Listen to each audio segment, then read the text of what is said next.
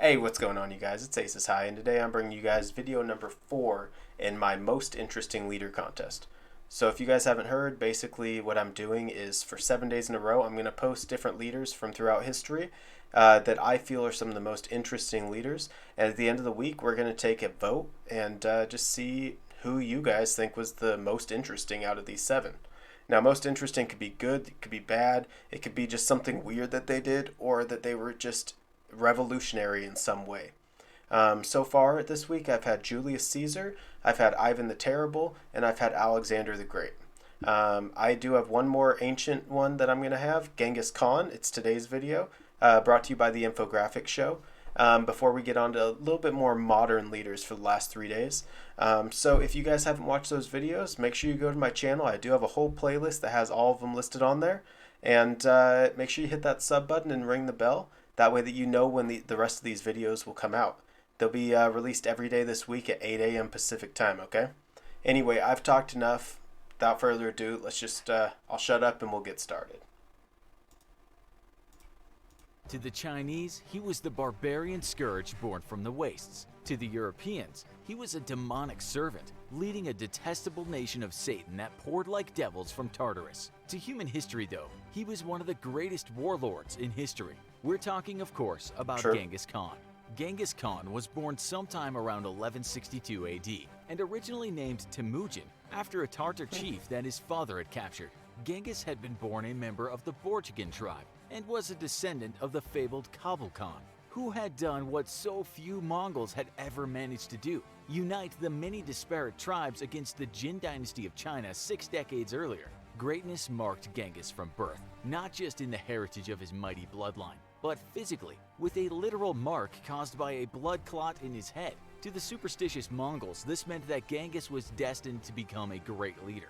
Young Genghis, though, would have a hard education and survival ahead of him, amidst the various clans that made up the Mongol lands. When he was just 9 years old, his father took him to live with the family of his future bride. And on the return trip, his father encountered members of a rival tribe, who invited him home with them to share in a conciliatory meal. Believing that the rival tribe members meant to bury the hatchet over past transgressions, Genghis' father agreed and dined with them, only to be poisoned. When Genghis learned of his father's death, he immediately returned home to claim his position.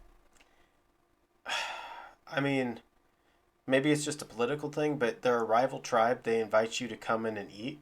I'd imagine that I was going to be poisoned or something. I mean, for those of you that have watched, I know this is a stupid reference, but Game of Thrones, think of the Red Wedding, you know? Yeah. As clan chief. However, the rest of the clan refused to acknowledge the leadership of a 9-year-old boy, and his family was ostracized, becoming near refugees in their own tribe. Genghis vowed revenge and to never be laughed at again. So when during a dispute over the spoils of a hunting expedition he quarreled with his half-brother, Genghis killed him and confirmed his position as the head of his family. The young chieftain was yet a child and had already learned the harsh truths of Mongol life. Power is won by blood spilled, and very often held the same way. At 16 years old, Genghis married the woman he had long ago been promised to, a young girl by the name of Borte. This marriage cemented the alliance between her tribe and his, but soon after the wedding, Genghis' wife was kidnapped by a rival tribe and given to their chieftain as a wife. Genghis, along with his close friend... Let me guess. Genghis Khan's a crazy guy, so I'm guessing he went over there and kind of just kicked ass. Jamuka and his older protector Togrul raided the rival tribe's camp and rescued his bride. However, when she gave birth to a son 9 months later, Jochi, there were doubts about who the real father was, though Genghis accepted young Jochi as his own, daring any of his rivals to question his judgment. Eventually, Genghis would have 4 sons with Borte, and though during the course of his rule would take many other wives and have many other children, Borte alone would remain his lifelong companion, and only his male children with her would qualify for succession in the family. Troubles typically precede greatness, though, and at age 20, Genghis was captured in a raid by a tribe that had formerly been his family's allies, the Taichiots. Genghis was enslaved briefly, though his iron will would prove difficult to break, and he was often punished for refusing to submit. With the help of a sympathetic captor who perhaps still held some loyalty to Genghis' family, Genghis was able to escape. His daring escape from captivity fueled Genghis's reputation, and he formed a fighting unit out of his brothers and some of his most trusted clansmen, believing that his people would never truly become great until they ceased the petty infighting and rivalries between the various clans. Genghis took his small force out into the steppes and began to unite the clans together one by one. His goal was simple. He would destroy all the divisions between his people, through slaughter if he had to, and the Mongols would at last become one people, a mighty nation to rival the powers of China. See, I think this is one of the things that made Genghis Khan make my list of most interesting leaders, is a lot of leaders they'll think about their kingdom, or they won't, and kind of small term, he saw what he thought was the true enemy, and he saw past the small enemies, and decided he wanted to kind of unite them, one way or another, however he ended up doing it, but makes sense. Young Genghis's small force would swell to an elite fighting force of 20,000 battle-hardened warriors. A brilliant tactical mind combined with savage brutality, Genghis proved an exceptional battlefield commander, and his fighting force met its first true challenge when Genghis turned his army on the Tartars, who had murdered his father so long ago. Easily defeated, Genghis then ordered as punishment that every Tartar male who was taller than the axle pin of a wagon wheel be killed, ensuring that only children who could be molded to be obedient to the young Khan would be left alive. With one vengeance satisfied, Genghis turned next to the Taichut, the former family allies who had attempted to enslave him. Relying on an army of expert horsemen, his cavalry easily routed the Taichut forces, and as revenge, Genghis had every single Taichut chief boiled alive. Wow. A few years later, he would go on to defeat the power. Oh my God, that's incredibly cruel. Jesus Christ, I understand that that's kind of how you show your strength, is with, I guess, cruelty or something like that in Mongol society at the time, but Jesus Christ, dude, boiling them all alive? Powerful Naiman tribe, who stood between Genghis and his ambitions of a unified Mongolia. Their defeat would give the young Genghis control over central and eastern Mongolia, more territory than any Khan had held in centuries. Genghis was a shrewd battlefield commander who combined expert tactical thinking with ruthless brutality. Yet he was also keenly aware of the value of military intelligence. He employed a huge network of spies, which he sent out amongst his enemies to learn the strengths and weaknesses of those he faced. Sometimes his spies also acted as assassins, eliminating important rival military commanders and thus weakening the effectiveness of the fighting forces that opposed him. He was also quick to adopt new technologies from those he defeated, and these would include improved bows, which allowed his men to shoot further and more accurately, as well as techniques for quickly relaying messages between his forces. Most famously, Genghis adopted a system of smoke and burning torches to relay long-distance commands, as well as large drums and flags to give signals in the midst of combat. This allowed Genghis to issue commands to his forces even in the midst of battle, making them incredibly mobile and able to respond to an evolving battle, often outmaneuvering an enemy. Genghis's great military successes also relied heavily on the individual expertise of his soldiers. Unlike most ancient commanders, Genghis did not accept just anyone into his fighting forces and ensured that each man who rode into battle with him was an expert rider who could handle and ride a horse without a saddle. His soldiers had to be expert marksmen with the bow, but also able to fight in close quarters with swords and daggers when needed. Typically, the average Mongol carried a bow, arrows, a shield made of wood or leather, and a lasso. They could also carry javelins, body armor made of hardened leathers, and a lance with a hook in order to pull enemies off their own horses. As expert Did for those of you that know a little bit about Genghis Khan and history, did he train anybody? Like, if they show up and they're an excellent archer, but they suck at everything else, would he have them trained, or did he just kind of turn them away? Because nobody comes perfect. I understand that, and they're all going to get better. But do you have to have at least a little bit of every skill before he'll let you in? Or was he really that picky, I guess is my question? Let me know. Riders, each of Genghis's soldiers could handle their horse with just their legs, leaving their hands free to shoot a bow or wield a lance and shield in combat. Yet, as a keen tactician, Genghis recognized that an army was more than just a fighting man at the front. Thus, his armies were always followed by a very well-organized supply system of ox carts, loaded with supplies and extra military equipment, shamans to provide spiritual leadership, maintain morale and treat the wounded, and even government officials whose job was to catalog the plunder. After his initial victories over the major Mongol tribes, the other tribes unified and agreed to peace, at last bestowing upon Genghis the title of Khan, or Universal Ruler. a title of not just political but also spiritual importance. A great shaman declared that Genghis Khan was the living representative of Monke Koko Tengri, or the eternal blue sky, who was the supreme god of the Mongols. With this newfound divine status, it was clear that Genghis's destiny was to rule the world. Genghis immediately led his forces to fresh conquests, striking out in 1207 against the kingdom of Xixia, which had flourished in northwest China since 1000 AD. 2 years later, the kingdom surrendered unconditionally, and Genghis turned his attention against the Jin dynasty in northern China in an epic struggle that would last for 20 years. Yet, even as he fought for control of China, Genghis's armies also struck out west. He established diplomatic relations with the Khwarezm dynasty, a Turkish empire that included Turkestan, Persia, and Afghanistan. But relations quickly soured when the Mongol diplomatic mission was attacked by the governor of Otrar, a prosperous and important city. When the 450-strong Mongol trade caravan arrived at the city, the governor in Alchuk accused the traders and ambassadors of being Mongol spies and executed the entire caravan. Genghis Khan then sent a delegation. Wow. What did he just say, 450? And he executed the entire caravan? I know they're not all trained soldiers, you know, a lot of them are traders and things like that, but wow, that's incredible. That's a lot of people in one little situation.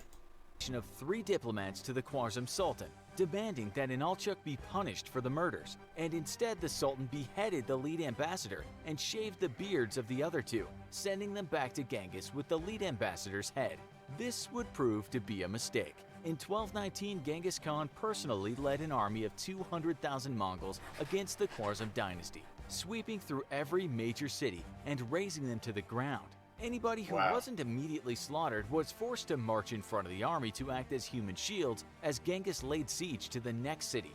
Genghis spared no living thing. That's, I mean, I won't even say cruel, because we know how Genghis Khan was, but it's smart.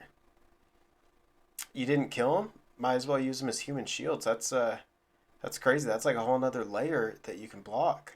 And if the other people see them coming and they realize that they're not, you know, that they're citizens, they may hesitate and not attack. And if they do attack, it's a whole nother layer that's blocking your soldiers. It's actually incredibly smart. I mean, brutal, cruel, wrong in my opinion, but goddamn smart. In the empire, killing everything from children to small domestic animals and even livestock. 2 years later, in 1221, the Sultan and his son were captured and killed, ending the Khwarezm dynasty forever. The invasion of the Khwarezm dynasty brought Genghis Khan and his hordes to Eastern Europe and began an age known as the Pax Mongolica. Despite being known as a brutal war leader, Genghis Khan was also a great statesman and valued peace and prosperity as much as conquest. His invasions brought law and order to wide swaths of lands, which had for centuries been ruled by brutal warlords, and his prohibition of blood feuds forced a lasting peace and an end to the petty conflicts which saw constant warfare between clans and villages. Genghis's law also forbade adultery, theft, and false witness, and reflected the Mongols' great respect for the environment, making it the law for people to treat their natural resources with great respect. Decency was made a part of a soldier's life as much as obedience, and soldiers were taught to pick up anything that the soldiers they were following dropped. Unity was preached over traditional selfishness, and Genghis's laws helped weave together the many disparate people under his great empire. A stunningly progressive leader for his time, Genghis also outlawed the tradition of earning promotions in either the military or in government solely due to heredity or ethnicity, and instead made it law that only merit would be used to judge the worthiness of a man.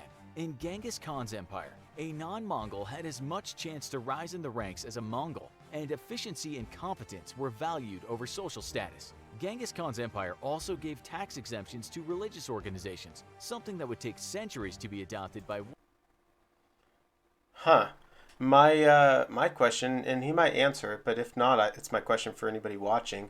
Oftentimes in the past, when leaders would, I guess, be nicer, be civil as they expand, a lot of people in their home country tend to revolt because they feel that these new lands don't deserve it and that they're not as good and not as equal. So basing people off of their merit, whether they're Mongolian or not. How'd that go down? I mean, again, he might answer it in a second, but if not, let me know because I could definitely see a revolution or something, or revolts happening based off that. Western powers. There was also a great degree of religious tolerance, reflecting the long-held Mongol tradition of religion as a personal conviction free from the law and interference. Genghis Interesting. Khan even established a mail system, which would see packages and letters safely delivered from as far as Europe all the way to the coasts of China, a wonder Wow. which would not be repeated again for centuries. Genghis Khan would die in 1227 AD, though historians remain unsure as to the exact nature of his death. It is suspected it was either from injury or natural causes. Following Mongol tradition, the grave of the greatest war chief in history was ultimately unadorned, without any great monument. Instead, the funeral party carried the great Khan's body to a secret place and slew any they encountered to ensure that his grave would never be found. It is rumored that they even diverted a river to run over the grave and thus ensured that Genghis's resting place would never be disturbed. Under the leadership of his sons, the Mongol horde's power would climax as his forces reached all the way to the gates of Vienna in Austria. Wow. When the death of his son Ogedei forced the horde's commanders to return to Mongolia, Europe was ultimately saved from the great Mongol hordes, though given the incredibly progressive values of Genghis Khan's empire. I knew that it was an incredible empire. I didn't know that the Mongol Empire actually reached that far. That's actually really, really impressive. I knew that they were a very impressive empire anyway, but that's mighty impressive, if I do say so. Empire, there's an argument to be made that Europe would have been better served by not being spared from invasion. The great Mongol Empire was ultimately short-lived, but without a doubt, ranks among the greatest in history. What do you think world history would have been? All right, you guys, let's have a talk about that. So, I mean, what do you think? So, obviously, the whole point of me having this competition is to see who the most interesting leader is. So, everybody knows Genghis Khan. He's a cruel leader, but he was an incredible military leader. But then, as you saw in this video, he also had many, many interesting parts of him: religious freedom, equality based off your merit, things like that. That just kind of set him aside from a lot of other leaders. Made him different. And in my opinion, that makes him interesting. Plus, I mean, didn't the guy strap some of his enemies to horses and rip them apart at their limbs? That's cruel. That's crazy. But I'd say it's pretty damn interesting, too. Anyway, hope you guys enjoyed it. Make sure you guys hit that sub and ring the bell. That way that you get notified for my videos coming up for the rest of this week on the most interesting leaders. And till next time, I love y'all. This is Aces High, and I'm out.